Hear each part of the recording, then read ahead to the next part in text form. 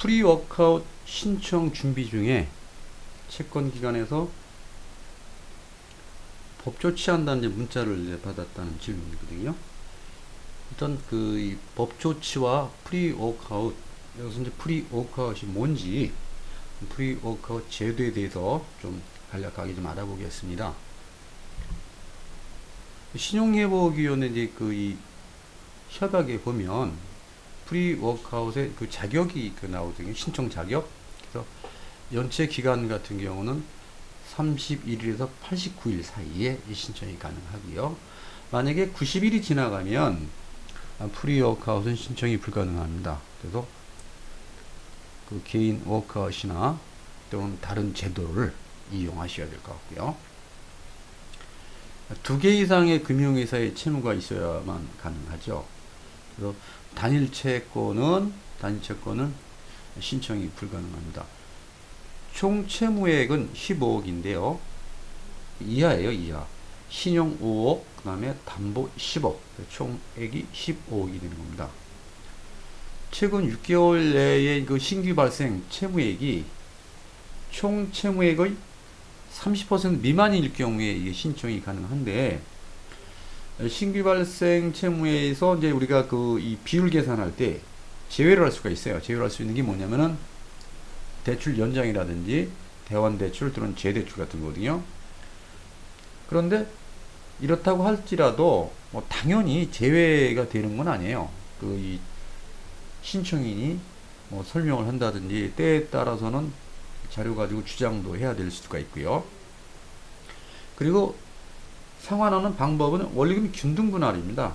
원리금 균등 분할이고 최장 10년 이내에 그 기간을 정해서 변제를 할 수가 있는 거고요. 연체 정보는 이제 미등록이죠. 등록하지 않는다는 거죠.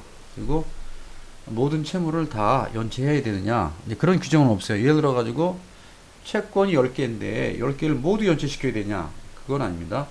여러 개 채무 중에 한 개만 30일에서 89일 연체가 되면 신청이 가능합니다.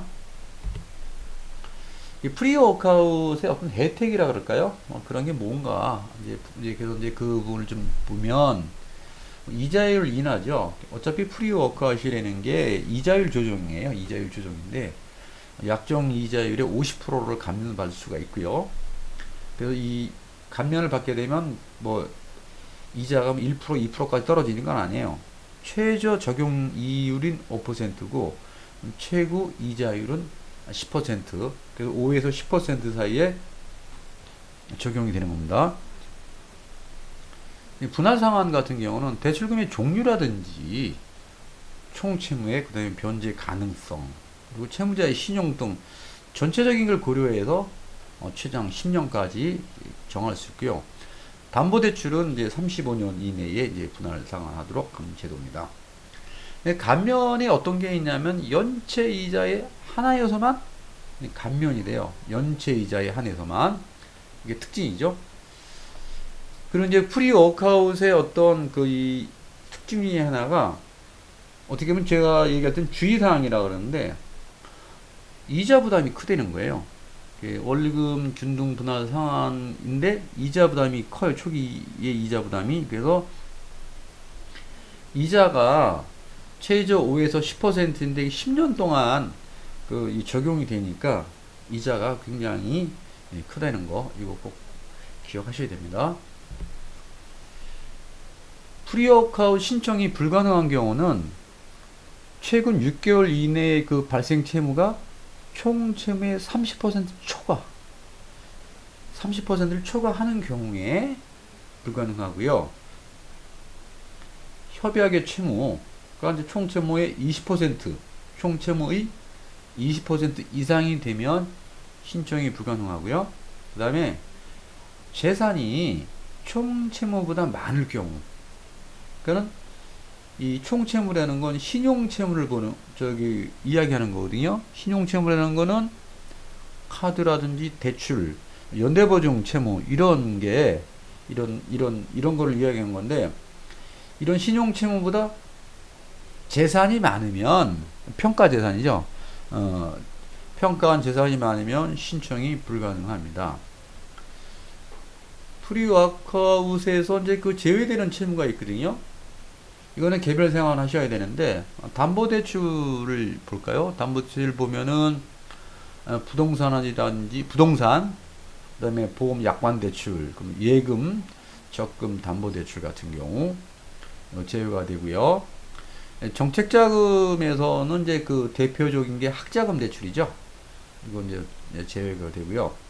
협약의 채무는 이제 그 이 세금이라든지 뭐 건강보험료 체납된 거, 국민연금 체납보험료 이런 부분, 개인사채 같은 경우는 제외된다는 것 쭉 개별 상환하셔야 되는 겁니다. 프리워크아웃은 이제 동의를 받아야 되는데 그 채권 기간 그 총 채무의 기준이 과반수예요. 그 채권자 수 기준이 아니라 채무의 기준이고요.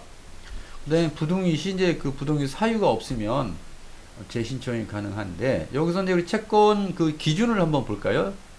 동의 기준 이게 총 채무 2천만 원이고 단위가 10,000원단위인데 채권액이 2천만 원이죠. 그럼 A부터 G까지 7명의 채권자가 있는데 예를 들어 가지고 A와 B가 동의를 했다고 가정을 하고 C, D, 그 G까지 5명이 이제 부동의라 하면은 채권자 수로 계산하면은 2명이에요. 동의한 게. 그리고 부동의한 게 그 5명이면 부동의가 되느냐? 그건 아닙니다. 왜 그러냐면은 채권액 기준이에요. 채권액 기준이다 보니까 A와 B의 그 총 채무액이 500만 원이고 C부터 G까지 5명의 채권액이 500만 원이잖아요. 그래서 5명의 그 채권액이 500만 원밖에 안 되기 때문에 2분의 1이 안 되잖아요. 그래서 부동의 했지만은 그 500만 원이 부동의하더라도 이거는 아무 문제가 없다는 겁니다. 질문 내용을 보면 뭐 연치 한 달로는 이제 법 조치가 안 된다는 글을 많이 봤는데 오늘까지 뭐 입금 안 시키면 법 조치 뭐 이런 걸 하겠다는 거거든요.